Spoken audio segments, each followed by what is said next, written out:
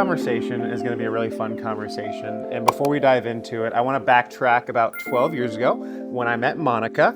And at that time, for the year leading up to that, I had lost a lot of weight in my life. I was over 250 pounds and I lost about 40 pounds. And I did it through eating just a little less food and moving my body a little bit more. And then I go to chiropractic school and I meet Monica. And at that time, I thought I was living a healthy lifestyle. But little did I know I had a lot of work to do along the way. And Monica, so sweet, never told me anything, but I was a person that was having Subway every single day, thinking that was healthy. I think I definitely did tell you. Well, it took, you gave me a few weeks of getting to know me first before you said something.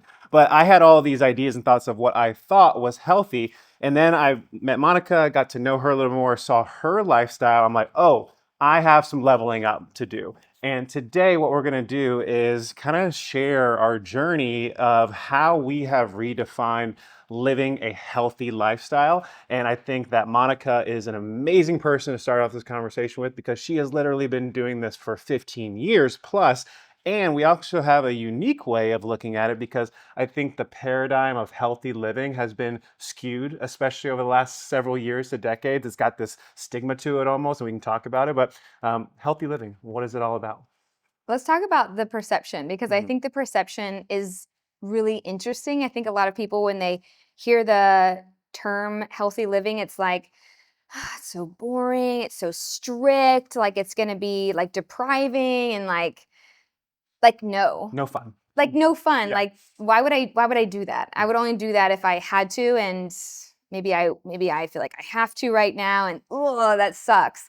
We're going to completely shatter that and open up your mind to a different way to look at healthy living. And even the term health is an interesting word because it really is like wholesome living, I would say, is even a better word for it. So we're going to redefine what healthy living actually means to us. And it's going to be different to each and every person.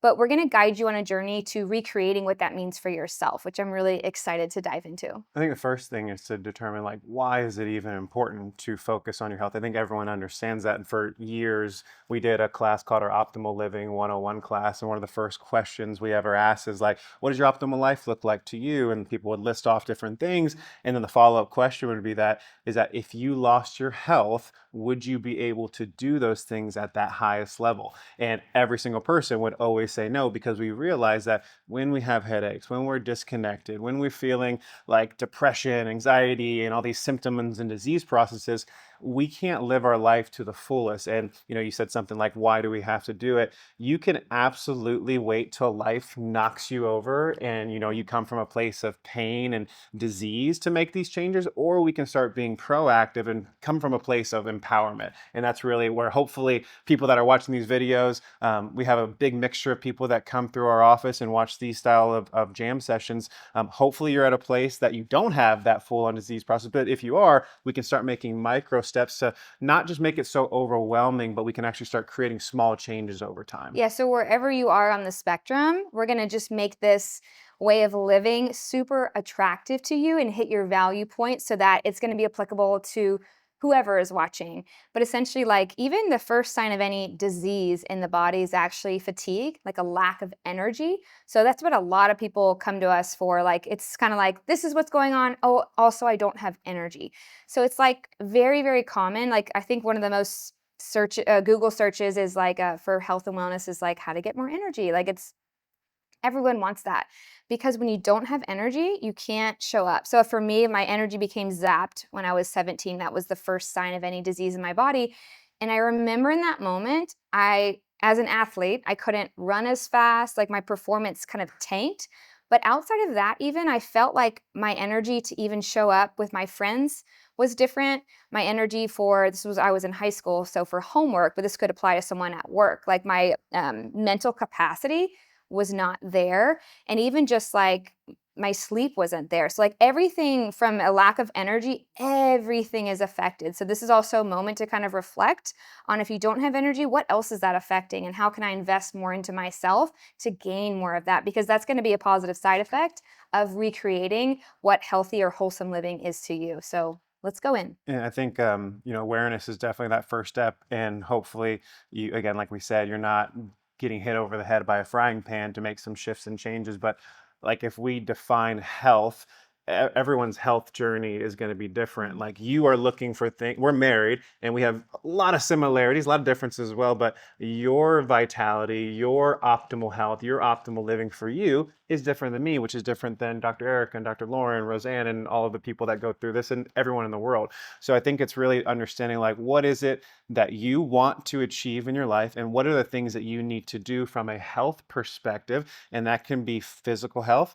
That's our emotional health. That's our mental well-being. Maybe it's our relationship health. It's our career health. It's our spiritual health. So really defining like, okay, what is it that I really want to create? And then knowing, and hopefully through these videos and these jam sessions, you've come to a place of realizing like, oh, I actually have more autonomy and control of my life than I ever thought was possible. And if I can just start giving a little bit of attention and awareness, whether you're getting the symptoms or not, I can start making shifts in my life, which I think is really important. So circling back to you, first steps, awareness, where did you go to next? I think it's actually important, like talk about like the cycles in the seasons and the things that we've been through over 15 years for you, 10 years for Yeah. me. So when I'm the type of person that if I do something, I go all in. That is just my nature. I love to get the most out of something. And so for me, I was 21. So this was actually 16 years ago almost that I learned that, oh my gosh, like I can actually be healthier. Like my body heals itself. Like I can be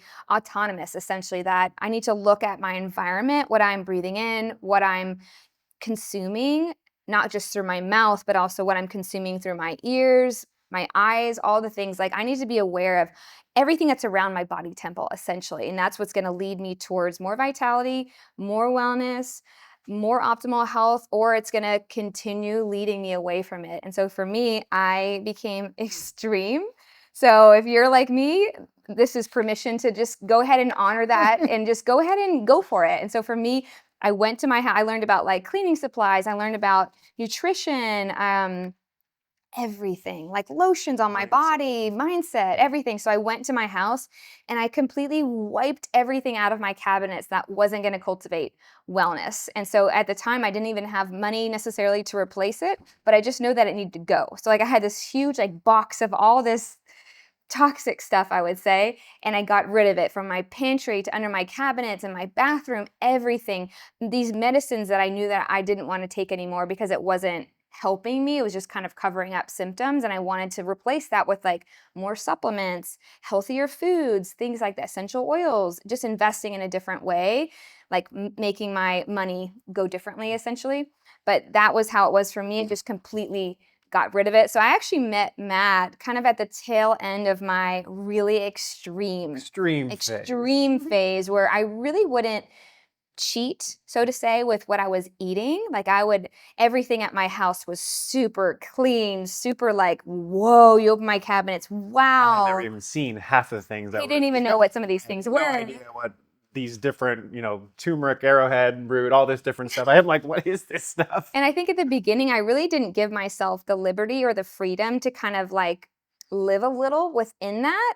And I needed that time though to be super extreme to feel what that felt like and to just be autonomous, like I said. And then from there, I've kind of like loosened up and let go a little bit and like let in different things into my lifestyle where now it feels so balanced and it feels so easy. And I just want everyone to also know that they can start where we are kind of now. Or if you want to go extreme, by all means. You can go extreme.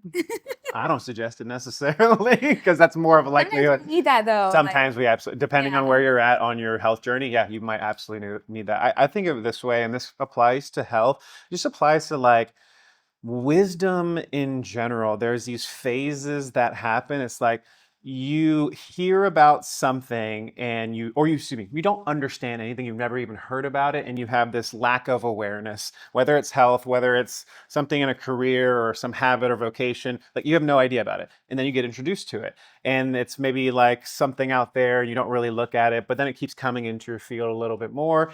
And then you start to apply it and step your foot in, and then you kind of resist it, like, now this isn't for me. And then finally, either whether it's internally motivated or externally motivated or something happens that forces you start accepting it. And then you start applying it. And then when you start applying it, you start seeing more and more and more. and then you become an extremist, then you become a radical. Not everyone, but I mean, think of different aspects of your life. You've probably taken something a little too far. And then maybe what sometimes happens is you go far, you learn a whole lot, and then you maybe fall off the wagon and let it completely go. The cool thing is, wherever you may or may not be along that journey, it's an ebb and a flow. And when you've done something enough, when you've learned about how detoxing your body is really important, and the 10 different ways you can detox, which we've done plenty of videos on that, we'll continue to do, how organic foods and non-GMO foods are better for our body, and staying away from oils, staying away from sugars, how meditation is supportive. You have seen those changes, and maybe if you fall off, whether it's a day, week, month, year, that you kind of fall off that, the moment that you choose to start reliving and reprocessing and going through some of those things that were supportive, you start gaining back all that positive stuff. And then the last phase is where really I think that we are living, it's becoming part of your identity, and you live in a place of balance. You live in a place where, for 80% of the time, we live by the 80-20 rule. We're healthy, we eat the best foods, we, limit our Wi-Fi, we limit our technology, we do all the things that we need to do. But the other 20, maybe 30% of the time now, maybe we stretch it Sometimes to 10, sometimes 30. yeah, sometimes 50-50, right?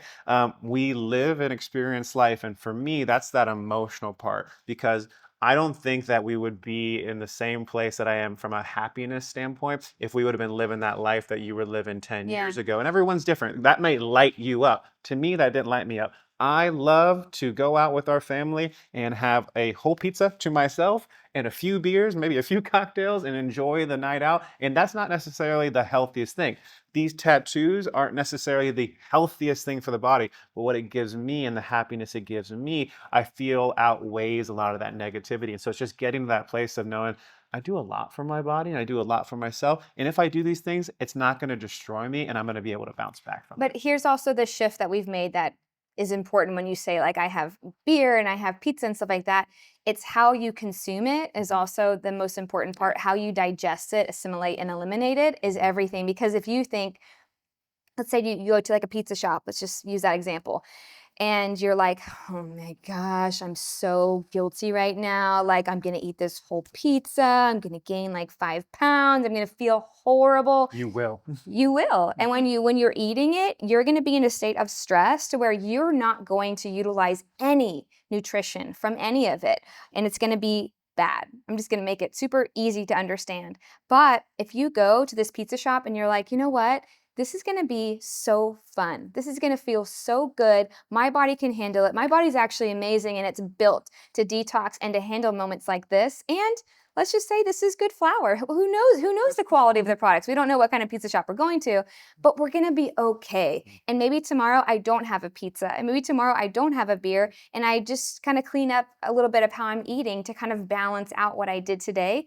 Totally different body that's processing, assimilating, and eliminating that food than someone who is feeling super guilty and just like, oh, I shouldn't be doing this. And then it's like worse. We actually learned in physiology class, do you remember this about, we had the most amazing physiologist teacher, and she was like, do you know that if you're walking past, like, let's say like a cake shop, and you're looking at a cake in the window, and you're looking at this cake, like, thinking about eating this cake, your body actually thinks you're eating it. Might as well eat the damn So thing. you might as well eat the cake. Like, it just doesn't make any sense. So that's how powerful your mind is. And I know this is kind of a subset of what we were talking about, but this is really, really important, that we need to be super on point with what we're thinking and feeling no matter what we're doing. So this is just kind of to plant the seed for moving forward. And it's definitely a practice and a journey. And sometimes I eat something and maybe I do feel guilty, but that's okay. I'm aware of that, and I'm going to get better next time. It's doing, and that's not an excuse to walk by that cake shop every day and be like, might as well eat that cake. No, right? yeah, I know. Unless you get to the place and point energetically that you can eat cake every single day.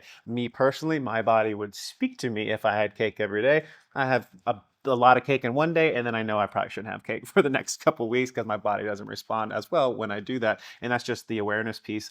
And we'll talk about real quick the process of hormesis, because I know that's something that you wanted to bring up. You heard that in chiropractic school where our teacher was sharing that. It was an imprinting on you. It's like, oh, okay, I can actually, if I'm going to be thinking that and feeling that emotion, I might as well have that and come to a place of peace. I actually learned about a process called hormesis, where we learned that in chiropractic school, but it didn't quite like click for me. But I remember we were eating really, really clean for a period of time where like we were not having like anything outside of like the best stuff.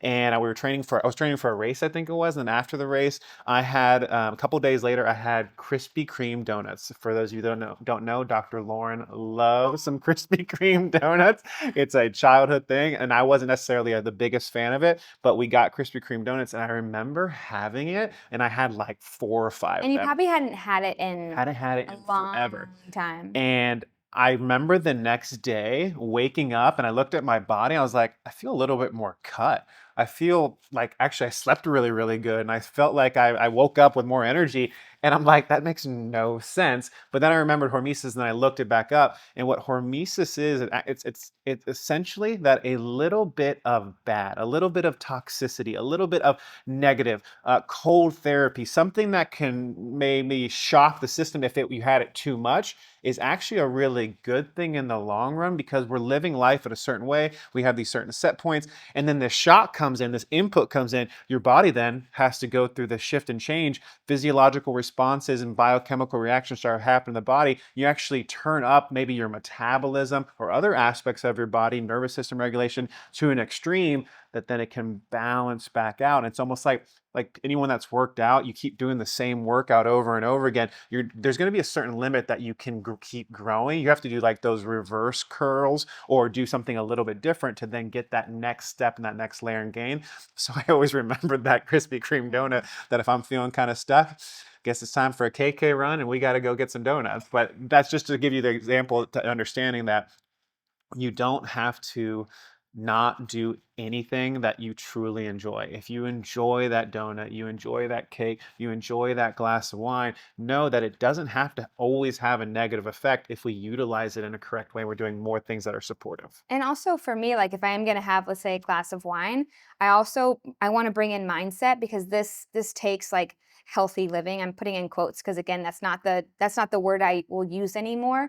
It takes it to another level. It's like, what's my intention for having this wine, or what's my intention for having this fried chicken sandwich, whatever it may be. What is my intention for this? But especially with something like wine, a lot of people are maybe drinking wine to escape or to cover up, and I feel like that is actually more detrimental than let's have fun. Let's like amplify. So that's something that we really get clear on when we are going to really explore that 20%. It's like, what is my intention for this? Is this going to add value to my life?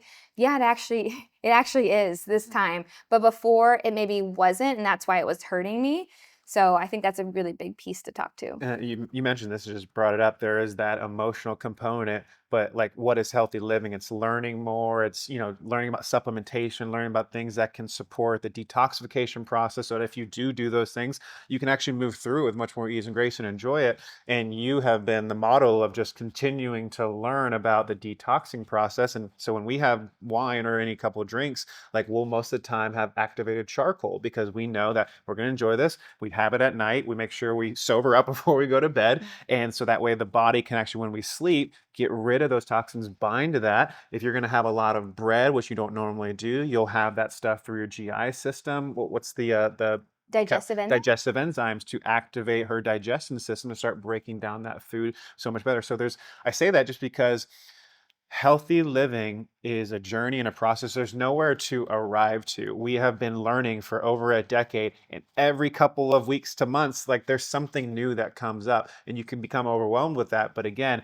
what is it that you want in your life? And learning these things here and there, it's just going to make it so much easier that if and when you decide to do something that may not be as healthy as we know that it's not necessarily a bad thing, it can support you to move through it even faster. And another piece that I want to speak to is that a lot of people begin a health journey, so to say, and they just kind of fall off the wagon. Like you kind of alluded to this earlier. And that's because that feeling of deprivation at the beginning of any sort of like extreme diet or way of living, you feel that. And so that's why I feel like people need to have this freedom and liberty to kind of stretch a little bit and have these like cheat days. So even if you're doing like 6 days of really like clean eating, we're just going to eating is like the easiest thing to understand when we're talking about healthy living. But there's other things as far as healthy living, like what are you consuming on social media? What are you watching? What are you listening to? Who are you hanging out around? Because some people, when they do like the 40 days of a fast and stuff like that, some people fast from hanging around certain people, social media, watching like junk TV, whatever it means. If it's not like adding value to their life, they're like, I actually need to kind of stop doing that. But I feel like that feeling of deprivation is why people stop doing it. So like 6 days a week, do whatever you're doing. And then that seventh day, just like let it go and have fun. And then the next day, get right back on it. So just kind of play with little things like that and you'll find your flow with it, which is going to be the most important part, is like creating what it means to you to live an optimal life, a healthy life, a whole life. And then you'll find your way from there. Yeah. Yeah. I think the first step then, if someone hasn't really thought about this and maybe they're wanting to be healthier, but they haven't done it, it's like, okay, my physical health, and then listing out maybe where you're at, measuring yourself, and like, what are the things that I know already and what do I need help to learn more about for my physical health, my emotional health, who am I hanging around, what am I thinking on a regular basis, am I meditating, am I doing the things that I need to do to be in that mental emotional balance, spiritual health as well, whatever that means for you, really defining what that is, defining the connection that you want to have, how you want to feel on a daily basis, what do you want to feel connected to, and creating that vision for your life, I think is the first step before making any shifts and changes, because we have to have our why. We have to have our optimal life and our goal that we're striving for, or all this other stuff. We're just going to be doing stuff just to do it. And I don't think there's necessarily any point in that, because we're just being healthy for what, right? Right, Yeah. right, right. And I think it's also like just like trusting in your journey and like the vision of where you're going, and that everything will kind of present itself for you. So like I feel like a lot of times at the beginning it's like, oh, okay, well, like where do I start? Mhm. Start with what you're curious about. If you're curious about maybe like nutrition, start there. Start like kind of doing some research. Like it will present itself to you, and then you'll kind of just begin there, and that will lead you to maybe some ways of emotionally clearing some things and letting things go. And then from there, maybe even some spiritual things will open up for you. It really, like, for me, it really began that way. I really started with like nutrition, and then it opened up to more of like movement, and then really began like more of energy and like being in control and creating my life. And that's when like things opened up in a new way. So just kind of start somewhere and just trust that it will like figure itself out. Like I feel like that is like the biggest thing, is that we don't have to control so much. However, we all also need to be in the driver's seat Mhm. of like where we are going, why we're going there, Yeah. and just kind of trial and error as well. Like I started really extreme, now I'm not extreme. So I feel like I needed that, and now I'm not that way anymore necessarily. So The last thing I'll say is for the people out there that either one are pessimistic and not hopeful, or never think that they're doing enough. Never, ever, ever, ever underestimate the power of 1% shifts and the compound effect of those 1% shifts over time. It is nearly impossible that if every single day or every couple days you put a little bit of attention towards living a healthy lifestyle, you will learn things, you will act on things, you'll be putting more of those wins in your win column. And before you know it, days turn to weeks, weeks turns into months, and months turn into years. And if you do that consistently, I'm not going to say it's not, I'm not going to say you're not have challenges, but it's nearly impossible to not look back a year from before when you first started, or 2 years or 3 years or 5 years, and not to know that, man, I'm making progress in my life. And not, might not be pretty sometimes, but just continuing that process, and that domino effect eventually happens. And before you know it, you're living a healthy lifestyle. It's become part of who you are. that's the compound effect. That's like an amazing Amazing book. I was just talking to a gentleman today. He was in here and he just is beginning the process. And I always say, like, when someone's beginning our 30-day reset, I say, like the first 2 to 3 weeks, it's like at the beginning, you're like, I definitely feel different. I'm definitely making shifts. I don't really know like if it's that big right now. And then usually at the end of like week 2 going into week 3 is when it really starts to stack on itself and begin compounding, and I would say the results become more palpable, and from there it just snowballs and compounds, and then it just gets, the gains become so much greater. It's with momentum and consistency with anything, it's the same effect. So Beautiful. Anything else you want to share? no, I just think this is a great place to begin if you have never started, and this is going to add value if you have been on this journey for a while. And we trust that you really took something new away, and it's going to support you. Yeah, this is a beautiful conversation. Guys, thank you so much for joining us. Hope you found value in this video. If you have something to share, please comment below. Please like, share with a friend. And until next time, have a wonderful day.